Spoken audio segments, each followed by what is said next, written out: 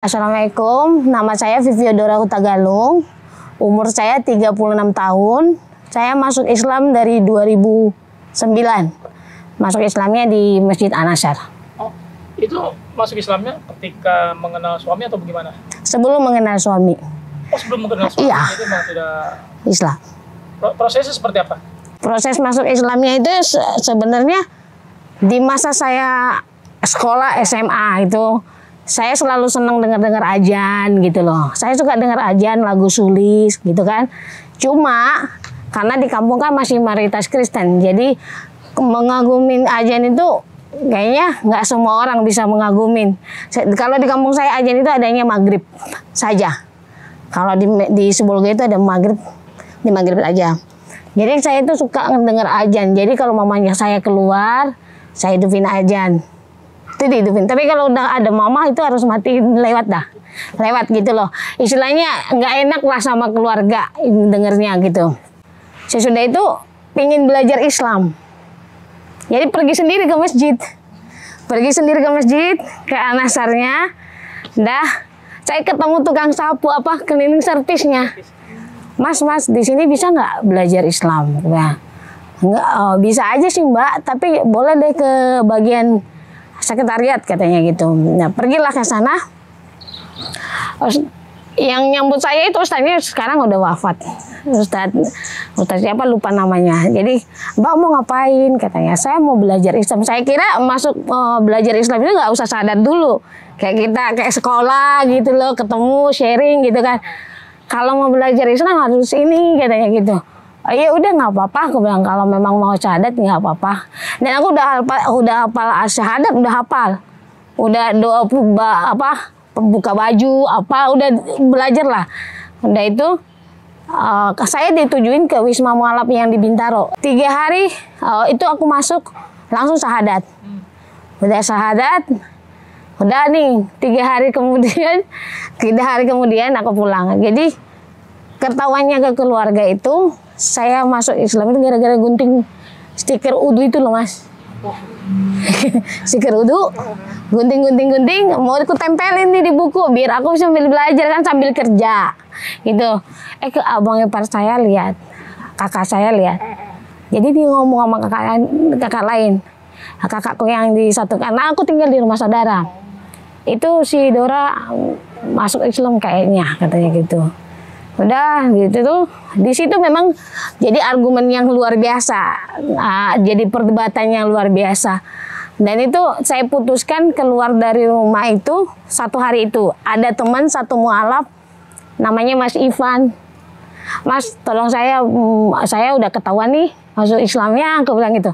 Dan saya ngomong sama ustadznya yang di situ, tapi ustadznya yang di situ pengurusnya udah pindah. Aku juga udah lupa nama ustadznya siapa. Nah itu ya udah Mbak kesini aja, masuk ke Wisma. Saya dijemput 1 hari itu. Jadi saudara saya dikira saya masuk Islam karena yang cowok yang datang ke rumah ngambil barang saya. Gara-gara kamu ya. Ini si Doro masuk Islam. Dia diem aja. Udah Mas, angkat barang saya. Angkat langsung pindah. Itu selama 4 bulan saya nggak komunikasi dengan keluarga. Karena semua mama papa juga nggak. Karena saya nggak mau berdebat. Saya orangnya nggak mau bikin emosi. Mungkin orang itu merasa ya namanya orang tua keluarga, mana ada anak pindah agama langsung seneng, nggak ada. Itu luar biasa. 4 bulan saya itu masih ada argumen juga dari keluarga juga yang ngomongnya gini, di agamamu itu pengakuan dosa ada nggak, katanya gitu kan. Saya bilang gini, nggak ada, aku bilang gitu. Tapi sholat tobat ada. Sholat tobat itu ada, aku bilang. Berarti kamulah domba yang hilang itu, katanya. Ya itu terserah karena orang tua aku terserah, mama lah aku bilang itu, terserah kalau penganggap kayak gitu, aku bilang gitu. Tapi aku nggak mau berdebat. Ya udah, aku bilang. Dia ngomongnya gara-gara kamu bapakmu jadi rajin gereja kan. Ya syukur kalau bapak rajin gereja, kan dulu bapak nggak rajin gereja, aku bilang gitu kan. Ya udah nggak apa-apa, aku bilang gitu.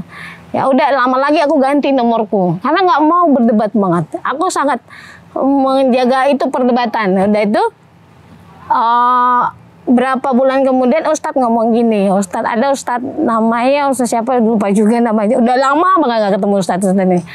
Mbak, orang tua itu tetap orang tua katanya, kalau mau ketemu sama keluarga silahkan katanya gitu. Nah untuk itu masih berjuang orang itu untuk masukin saya Kristen lagi. Di saat ada kakak saya yang nomor 3 mau nikah, dia ajak saya pulang, tapi saya berusaha nggak mau pulang karena yakin saya kan di sana nanti tinggal lagi gitu kan.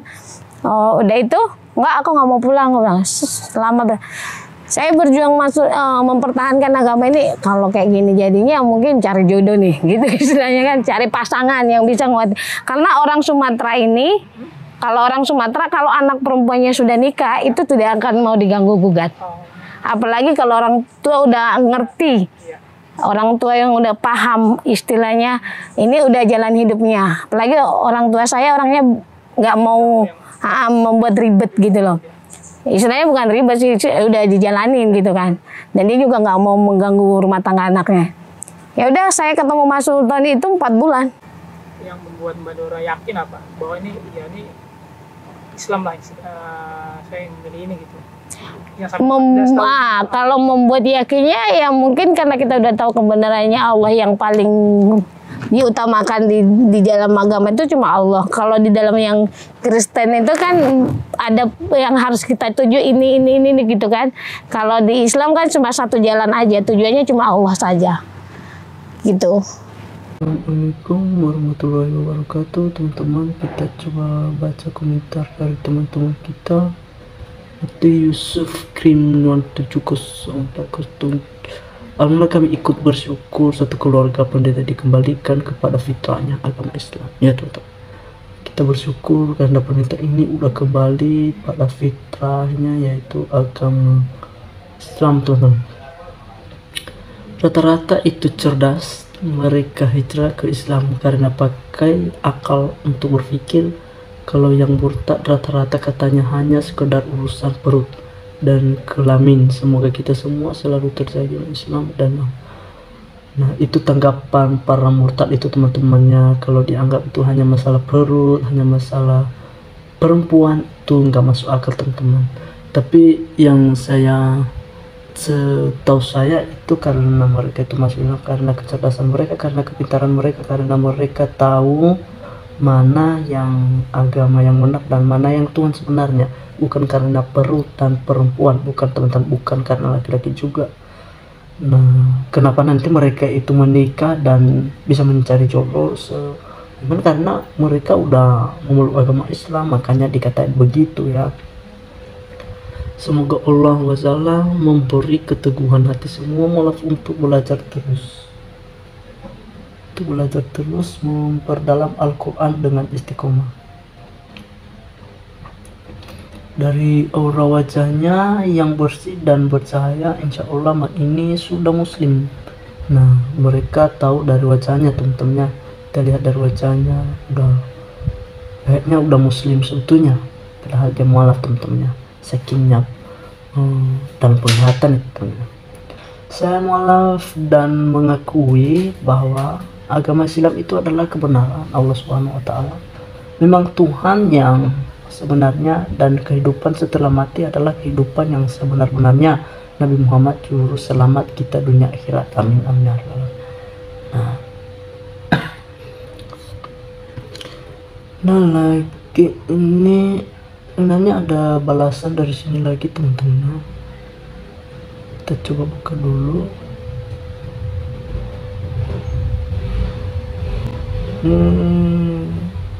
Ini balasan dari adminnya. Masya Allah, alhamdulillah, Allah SWT semoga Allah memudahkan urusannya, dimudahkan untuk belajar agama Islam dan selalu dalam lindung Allah Subhanahu wa Ta'ala.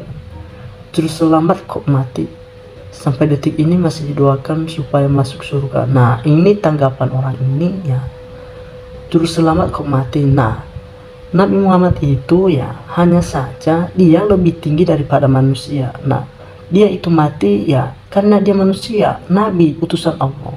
Nah, sementara Tuhan juga orang Kristen itu adalah Yesus mati. Jangan kau bilang nanti Yesus itu nggak mati. Nah, Juru selamat orang Islam itu mati, tetapi Tuhannya enggak mati, teman-teman. Nah, mohon maaf ini. Dari hati Mbah Hambai 9471 ini. Tuhan orang Islam itu enggak mati, tetapi juru selamat mereka itu Nabi Muhammad itu mati. Beda dengan Tuhanmu mati. Kan kamu itu menuhankan Yesus, bukan Tuhannya. Nah, sementara Tuhanmu itu mati, Tuhan kamu itu Yesus Kristus itu mati. Karena kalian tidak mengenal Allah yang sebenarnya. Ya. Makanya berkomentar itu cari komentar yang masuk akal biar enggak dibantah itu ya. Berarti kamu ini bohong kalau kamu bilang Yesus itu tidak mati. Ya. Nabi orang Islam juga itu adalah Yesus, termasuk Yesus itu mati. Semua nanti itu yang makhluk hidup di dunia ini mati.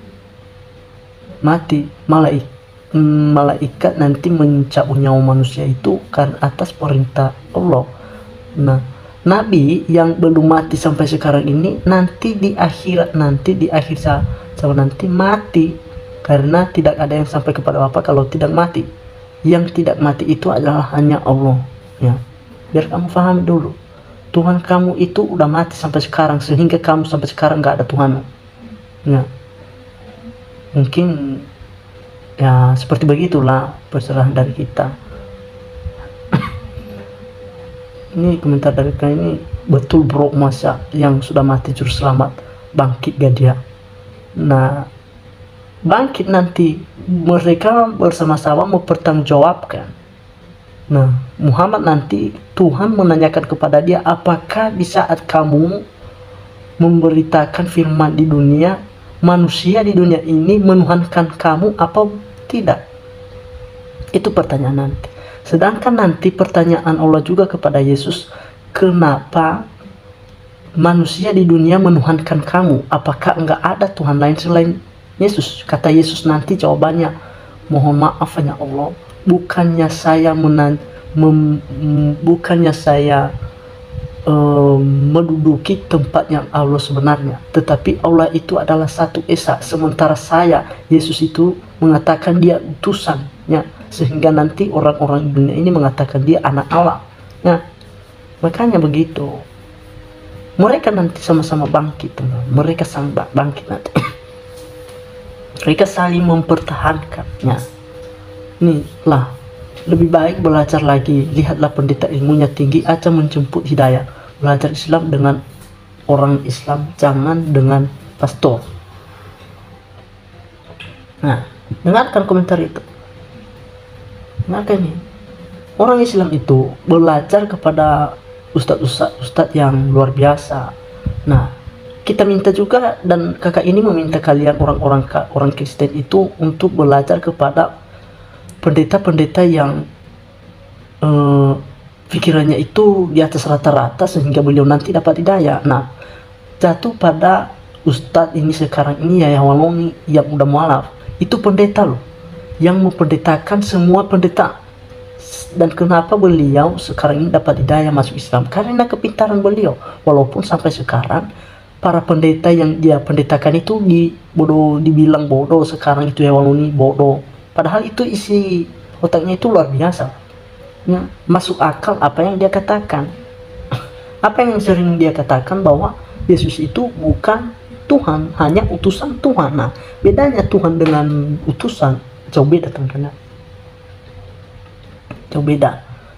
Kita harapkan kepada orang-orang Kristen itu silakan belajar lagi biar kasar salah memahami di mana yang sebenarnya.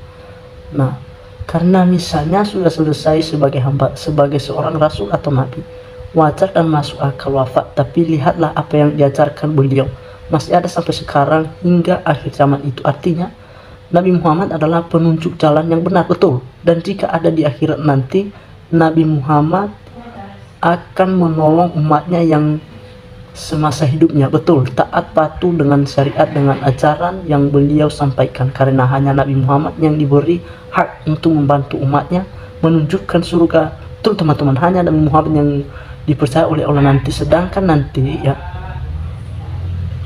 Yesus itu hanya Tuhan yang menanyakan ke dia nanti, kenapa orang sekarang itu menuhankan kamu?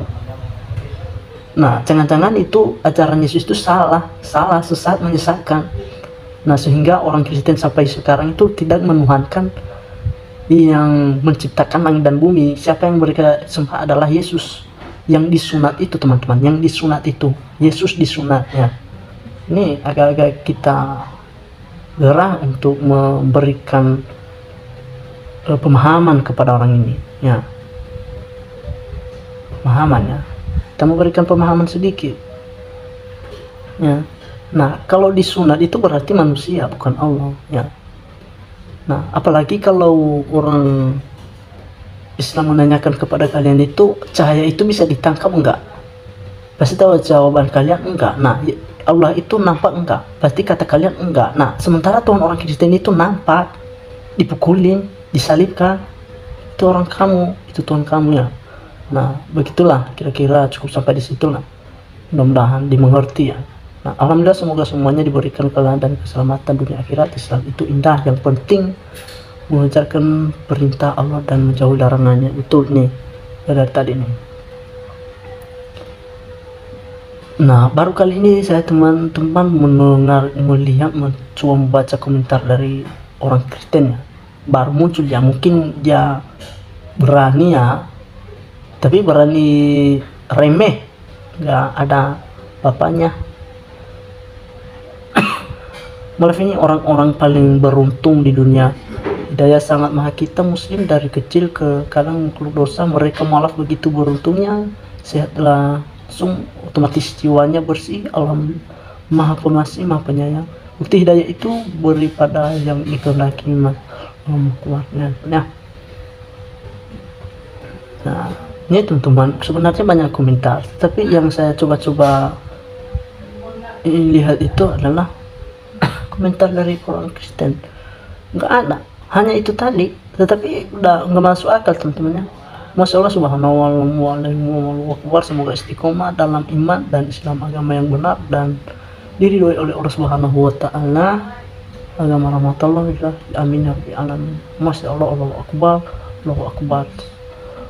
Semoga dosa-dosa dan kesalahan selama ini terampuni selama masuk Islam, amin ya rabbil alamin. Ini komentar yang bagus ini ya. Makanya kamu itu kalau ada Zoom silakan masuk ke dalam Zoom, masuk Zoom biar ada pencerahan ke kamu sedikit ya. Kasihan kamu kalau hanya mengomentari saja tapi nggak paham nantinya. Nah, dulu tahun 80 kan ada keluarga keturunan Tionghoa di kotaku masuk Islam. Alhamdulillah, ayahku salah satu yang WhatsApp mereka. Soal ekonominya karena mereka dipersekusi mantan kelompoknya. Saya ingat sangat kepala keluarga si mualaf sering mengantar pulang pergi imam masjid besar kami dengan metro Botok. Beliau ikhlas menerima resiko dipersulit ekonominya oleh mantan kelompoknya hingga wafat. Alhamdulillah suatu saat atau anaknya yang jadi wartawan ketemu ibuku, mereka sudah nyaman dan konsistennya tuh. Anak yang udah mualaf ini udah relawan.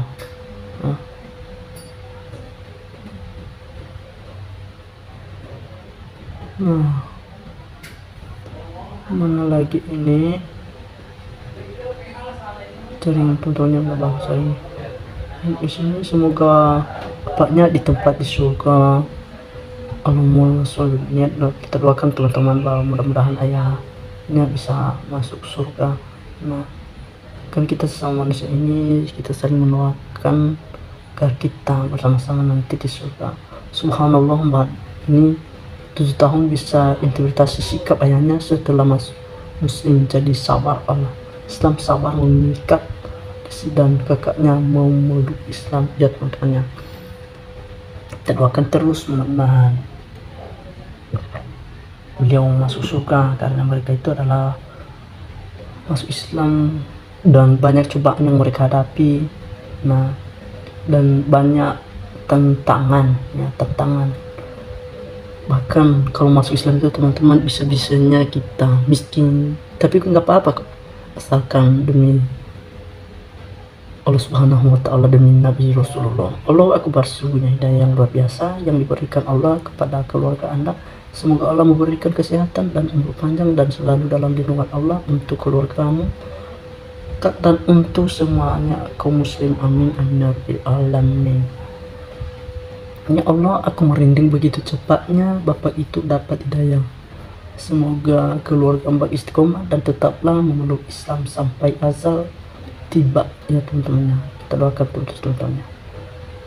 Nah, Masya Allah, keluarga yang sangat beruntung dapat hidayah, semoga sampai ke jannah firdaus kekal. Banyak ya, banyak nih. Allahu Akbar, sungguh hidayah yang luar biasa yang diberikan Allah kepada keluarga Anda. Semoga Allah berikan kesehatan dan umur panjang dan selalu dalam lindungan Allah untuk keluargamu dan untuk semua kaum muslim. Min amin. Kita doakan terus teman-teman.